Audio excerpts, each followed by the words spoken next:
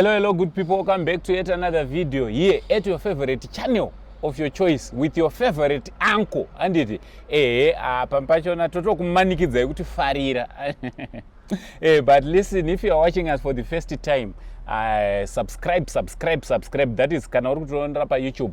Also sakangano kuno follow our Facebook page rakanzi Saint TV. So nasi ndamira na DJ Sparks ndofunga mese munoziva DJ Sparks ZW rekanipesa kuti kana wakusearcha vasearch vachizi DJ Sparks ZW anditi ndofunga mese munowaziva is one of our own anoita zvakawanda DJ Sparks ndikada kutanga kutaura kuti anoita nezvei ndikatospend the whole day but nasi ndiye wandagara naye ndofunga ndambogara naye some 2 days ago nasi tagara futi DJ Sparks muri sei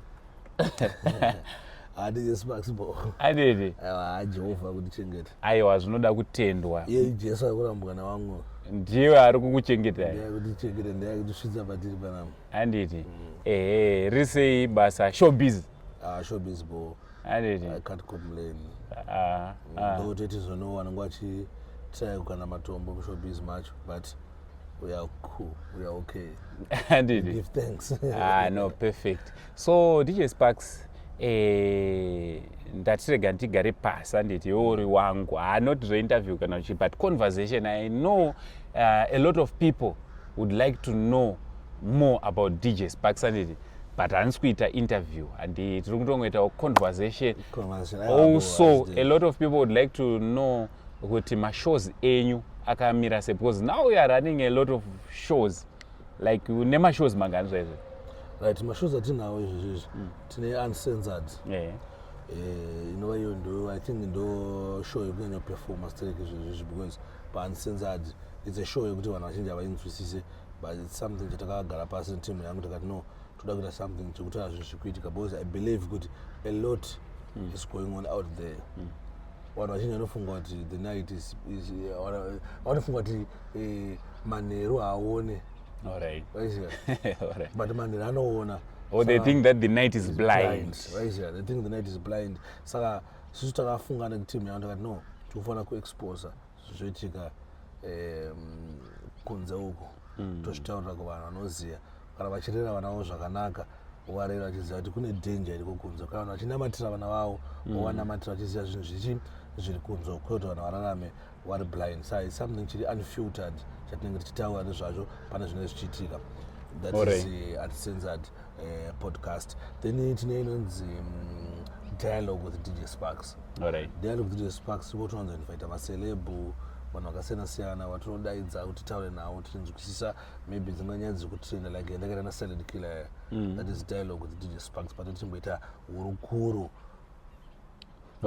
pane inonzi realities of Christ ndakanzwa hangu evangelist Marufu achita na Sparks maedheni vachimachi you know vanhu vanomaona vanenge vachitiita but isusu tinotomuda Jesu takatasa kwatakabva nekwatiri kuenda tonyatsoona kuti dai pasina Jesu wenyu dai tisiri panapa saka inonzi realities of Christ yatichita mapen of God tichinzwisisa zvikuitika in the body of Christ yatida kunzwisisa mafambiro ekuita shoko unofanira kusvika kuvanhu vanofanira kuti vazive shoko because tinobhilivha mariri tozombonaka makukanda futi n'anga then pang'anga paya paikuona kuti tumweniwo tumaproject okuti tisurvive because isusu hatina mandezi china naFacebook waisiya saka kuti survive titenge zvinhu zvichidiwa mustudio tikwanise kuti tidye tiwe basi takadya pane tumari twatinozotsvaga wedu kune n'anga dzechokwadi nen'anga dzefake netumwe tumari twatozotsvaga futi kumaprofeti echokwadi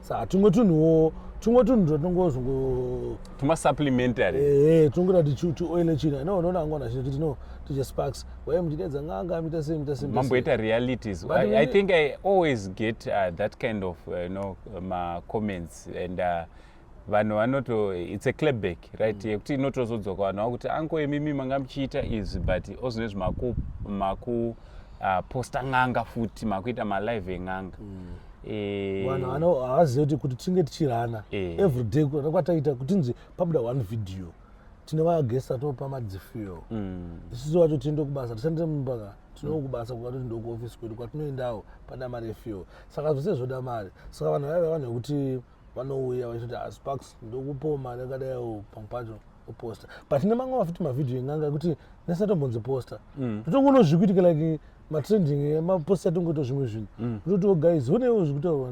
nemuchindo noti kuti ndikumamaketa kana ndichi but toratidzawo vanhu kuti vesi zviriko here onayo guys saka vanhu ava hatinzwisise zvavo because ane mamwe matori vanenge vachitiita but mari paground vanokwanisa kuunderstanda mashandiro zvekufamba sei I think ndo mashatenda then tine imwe show I think it's a new baby inonzi My West Heartbreak takaona kuti zvoni tofanira kuti zviri reality sometimes zviri real reality show saka takaona tada tiite zvimwe zvinhu zvonazo kutinetsa but takazogara pasi panofanira kwanzi sheriff akaine concept radj Sparks ngatiite chinhu chinonzi My West Heartbreak pane chimonzwa zvinhu zvekutsemura vanhu moyo kunzoko because vanhu vari kufasha nemastress vamwe vashayi kuudza vamwe vashayi vanozvitaurira saka takavapa paplatform yekuti uyai mutaurire muri Zimbabwe umwe kuti wana help like nhasi tabudisa first episode yedu ende kuperforma very well in terms of nyaya dzemanumbers saka ndatoona mamakozi makansellors anga achiti I think madzavanda kansellor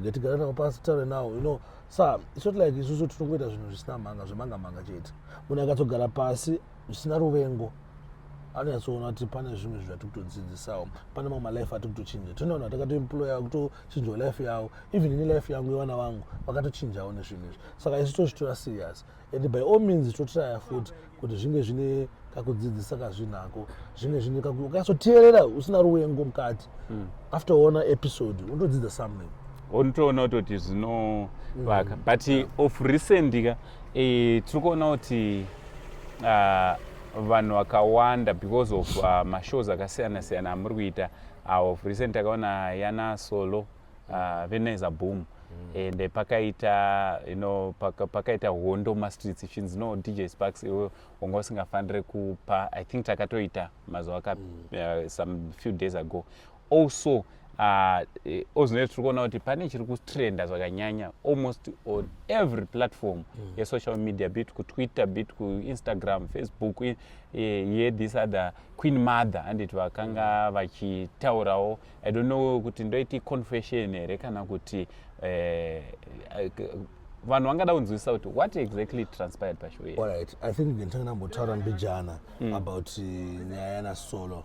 You know mapodcast asiyana nemaradio zvimamwe aya anenge aicontrolled stereo isusu tinoita mapodcast kutotaya kuti tidaidze vanhu kunzvimbo yekuti vanokwanisa kutaura whatever zvavanenge vachifila vanenge vachiita ende mapodcast ndilike akatangira vana DJ Sparks culture yemapodcast iriko kuna America kuna South Africa ende maZimbabwe mazhinji anotofarira kuona zvinhu izvi vanotozviziva vanotoona naMark G from South Africa vanhu vachitomwa mabeers andikuona vandoona ndisinaiona podcast ya Vibes Cartel kuAmerica vachitonga mabeers andikuona medzi dzacho saka vanofanira kuziva musiyano wesocial media nema-old TV awaiona wosidziva musiyano wemapodcast nema-interview aya kumachi avajaira kuona these new things ndokwatiri kutoenda podcast ndekuti munofanira kuuya achifila free achiita zvaanenge achida ukunzwa saka kupa munhu beers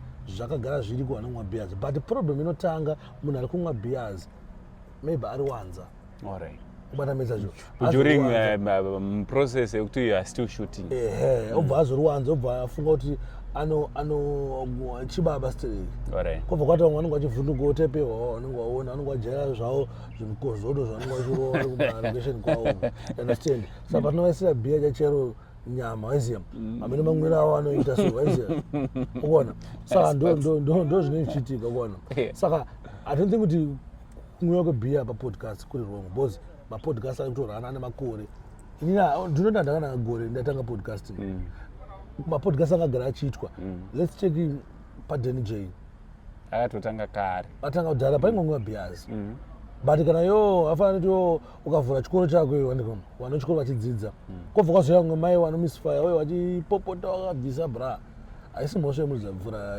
chikoro waiziva Right. bo zvikoro zviri ikoko zvino vamwe vana kutodzidza but havana mai vari vachipopota vakavhura bra saka vamwe vanhu vanenge vari dramatic vanenge vauyawo pashow vanozokonza drama ramba riita sechikura. Number 2 ndezvekudaiwo pakudzima makamera isusu hatidzime makamera.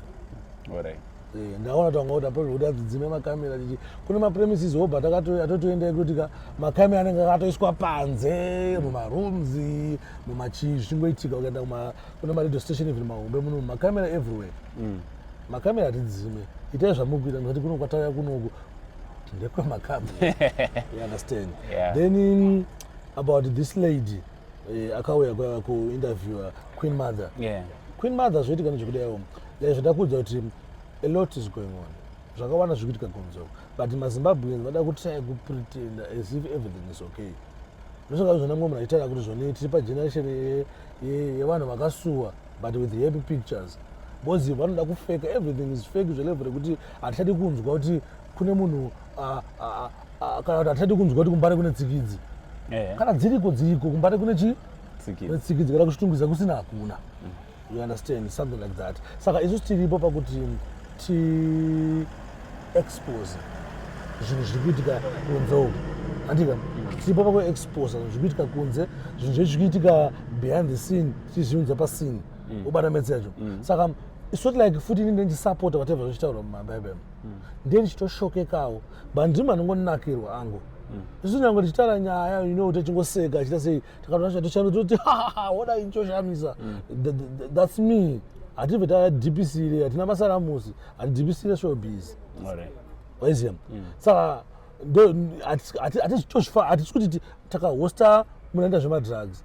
Muri tisipakisa tinofanira madrugs. Takahosta windi kuti atofanira hafu Kana kuti vanonwa doro iwo hautonwe. Waiza ndomwe doro inini. Totanga kuda kunzi nini ndindaita se ndo handisi responsible nezvo zvandinounza baibai handitozvidewo but kuratidza vanhu kuti ndo zviri kuitika izvi.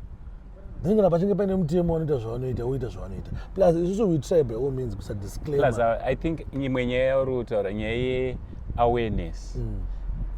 I think nyaya yema-awareness yangogara iriko before yagara iriko handiti.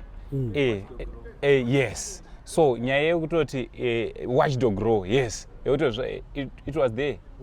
And mashows awa ari kuita an eye opener.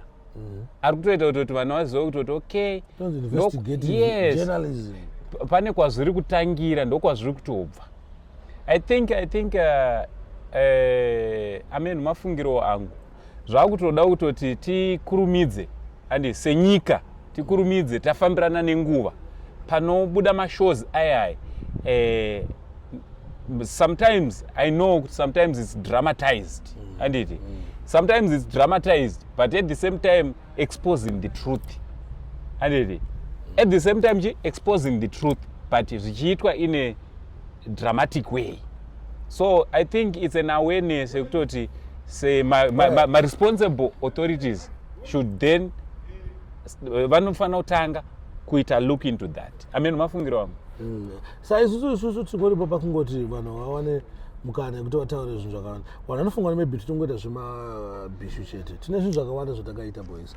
Sauna vakawanda vamwe vairwara vakauya takavaposta vakawana help vamwe vaita sese zvinhu zvakawanda zvatoenda but that's because vanhu vemuzimbabwe munomu vanenge vachiti zvoni ngazvibanwe but video ine million views vanhu vese vachiona zvoda kunzwa kuti zvibhanu zvacho. Anokuona kana zvisingaiti ini handifi ndakaita show yekuti haionekwe. Ndakaita show yakaita 1 view the next thing chandoita kugara pasi TV kuti show ngatibvisei ubata medzacho. Saka kana vanhu vachiramba vachiona but vachiti zvona havasi kuda kuti zvirambe zvichiitika pakuita problem. Isusu tofanira kunge tichitoshanda kuratidza vanhu zviri kuitika munyika because basa rejournalism ndeyekuti vanhu vazive zvakanaka zviri kuitika nezviri bad zviri kuitika. So now panodzoka manje panyaya dzema-ethics. Andikuona ma-ethics inini ndiri one person yekuti ma-ethics acho iwayo avanoti ma-ethics acho iwayo mamwe acho vanofanira kuzati mamwe acho angari ma-ethics aiitwa commercial radio. Waiziva zvimwe zvaiitirwa kuti it's a national broadcasting TV akubata medzacho. So now isusu taakuuya nechinhu chekuti social media baba And I was surprised with, do you know, zvisenze masenzero vanonge vachifunga kuti tichazvisenza kusvika level racho vanonge vachitarisira ivo kuti tichazvisenza kusvika. Enda ndisingatozototi muno muZimbabwe zvechigay nelesbian zvatovamo until ndatozoona pashow yeanonzi Manas Chibande ndichitoona murume akatopfeka aritori newigi akatorova makeup achitotaura kuti inini ndotori neboyfriend. You see, so I think media is playing a very big role in exposing. Saka nzvezvo chingochani baba zvelevhule kuti maartisti chatotozvati artisti nhingi uyu mufana yaaitori ngochani mufana uyu waiziva kana kuti comedian nhingi uyu tori ngochani ukunzwa tozviziva zvise izvozvo totoziva kuti aka kasocialite nhingi aka katoti kachi kangochani ukubata medzi yacho but isu semajournalist tenchitraya kuplaya role yekubudisa vanhu kuti ona zvinhu zvakutoitika izvi zvinhu zvikutoenderera izvi ende zvinhu zvikutoenderera zveshuwa zvakasamba zvichiexposwa ndika kana chingonyara chiti ngochani chichichichi aiziva tasingazvizive isu kuti kune neclub inonzi inotopinda ngochani but ndakaita interview mumwe munhu aitaura kuti zvoni kune club iri kuyewo kunopinda ngochani akaiona. Saka kana zvisingabvumidzwe munomu nawo pakufanira kuengejewa vamwe vanhu nesimba rekuita se rekutovharisa zvinhu izvozvo ukubata medzi yacho bcause vanhu maorganization anoshanda hand in hand ukubata medzi yacho mumwe anoitawo kusvika apo mumwe ototake over osvikawo apo mumwe ototake over osvika apo anokona medzi yacho. Saka panyaya dzemaethics kuona kune vamwe vanofunga kuti ndo vanoziva maethics ejournalism nemumwewo kuti haasitori journalist anongoda kungozvita anoziva. We have people like Shadaya.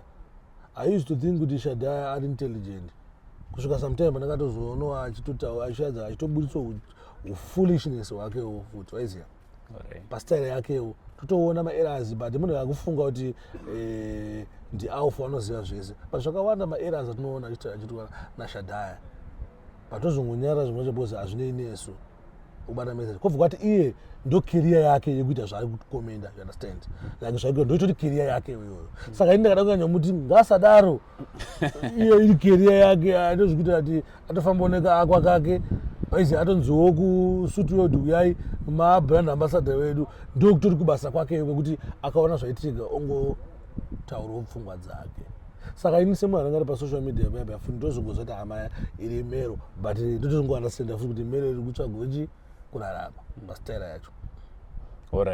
Alright. So imimi ne-DJ Sparks nezvekuseculata muchiona zvikuitika mogona musina kuzowana mukana wekutaura handiti wekuonesawo vanhu vari kunyora mumacomment sections akasiyana-siyana not only the general public but also some socialites a lot of people are now commenting panyaya yemavideos amunoita. Mungada kurespondawo muchiti kudii paany comment yamunenge makasangana nayo? Right, macomments aya zvaanoita kune vanhu vanokupasa macomments ekuti munhu ari concerned. Alright. Kuna ano Sparks apa kuita seko apa yaari kuita Sparks apa napo waiziva kozoti marukazi waiziva sati muvhe nemarukazi koti marukazi masiki vanongada kuti kachidza vanongada kuti kata takaita se takakula tovaziva futi iwavo varipo vanongada kuti kata takakula kubana medza cho takatoiza kutozoti hairi mero iri saka inini mamwe mamero papeji pangu ndoita ndichiita se ndichibloga though handina power yekuzobloga munhu ari pazimcelebo waiziva but pangu ndomboda chimobloga mamwe vangoda kuti kata takakula vangoda kuti tita masaramusi ekudhipisira showbiz ukuona but after all munhu ane kodzero ende munhu wese ane freedom of speech yekuti zvaari kufila panyaya yaanenge achida kukomenda saka ina don't mind ndabasa nazvo some of macomments acho handisi ndotomumaverenga ndozoudzwawo kunzi kuzimcelebhu kwangu chinzi kuningi wangu chinzi waiziva but ndozvounoona zvangu kuti azimcelebhu yaposta abo ayarara aposta abo waiziva medzacho but macomments mangwana nditomumaverenga because handinganzi inini pastyle yangu ini ndabva ndaita free zvokuverenga 758 macomments ari papeji rezimcelebhu nyange zvakanzi ndiri kuita chirombe chiri papromax chekuti handina zvekuita ndoverenga macomments anosvika 1300 mudhara ngandimiwo saka vanhu vanofanira kungoziva kuti mamwe makomenzi avo hativaone asi kuna vamwe vane influence kuti vakakomendawo tinozonozviona like ari kukudza zvana shadhaya zvanachikomenda zvana advocate Fadzai tinozozviona izvozvozvo ona metse yacho tobva tadzidza something futi pavanhu vakadaro bata metse yacho but kune vana wachingokomenda mudhara tori busy tofunga kuti next hit nderiri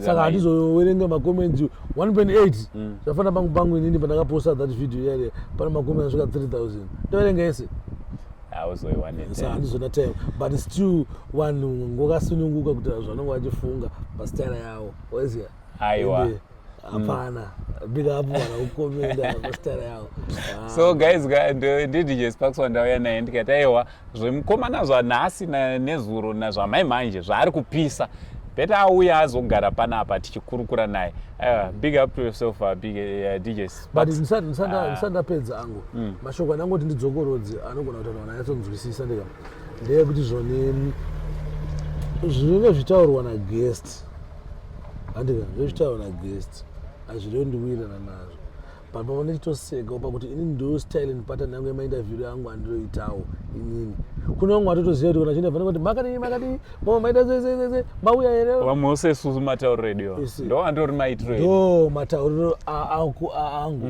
mumwe mwana maitiro ake ana maitiro ake ndine maitiro angu kana chiita conva isusu ndiye ndichinakirwa handidi kuti environment tifilenge tikubva tange tikuita dhiri billion isitiri kuita interview aiziva handifanira kuva serious kuti makadii munotakura vanhu here munoita sevanhu munochengeta vanhu munochengeta vanhu 20 mabebi isati zodaro manje titi 20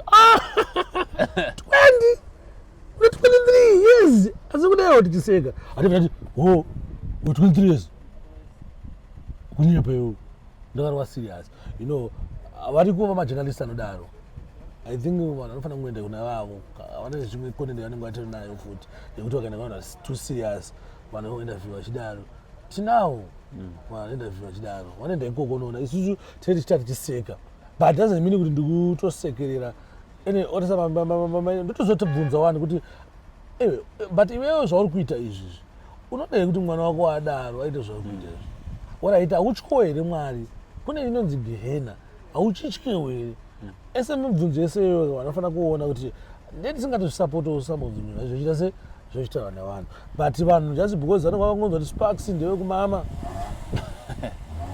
aiziya kusvika muna 2030 you understand saka anongosvika comment yangu hanzi nemumwe pese panobwaira ona sa pastara yangu inenakira zvangu kuti no vakomana vangu ndituka zvavo plus isusu hatimuvhe nemakomenzi anotituka iye unoakudza ndakwadza kana conva yangu nazigo angandisendisaikwekomini anengaona kuti inzwa ichi nditoseka noti my father chimudhara chinoita se chinoshauda ichi aiziya but sometimes asizo it's one of those things azowanikwa so guys ndosaka ndandangoti ndimbogara nadj Sparks mumuone kuti uyu handiti aripo dj Sparks zvichidaro ibasa kubasa kwemukomana nokumabasa kwedu but kana vanhu vachiti zvoni handika achinyarara vachiti zvoni havasi kuda handika oraita handichazviite oraita ndozvisiya oraita ini ndakanzi ndichisatambe naSparks naZigo ndosa uri kuona ndisingachatambe neni ndakateerera vanhu wambonzwa jesu akazosvika pane mwengo yakazoti asiye zvifire murima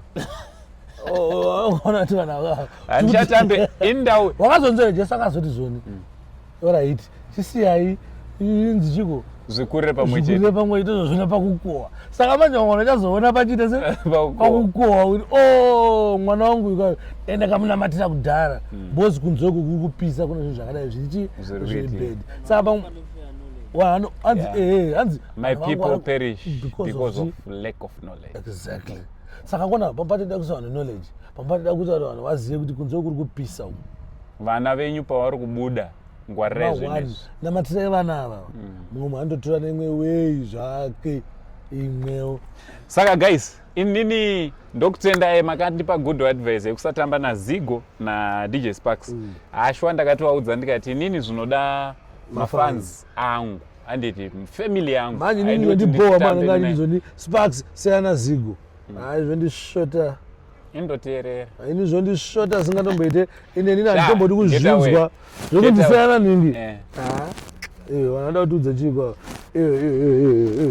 ngaudze kwauti kupa maadvise innocent chiyeyo ari kuchinho izvozvi mukumuziva here vamuzive chero anozvitita ari kupeka maadvise mwana zopa munhu maadvise chikata chavo chidzimai makamera much love and god bless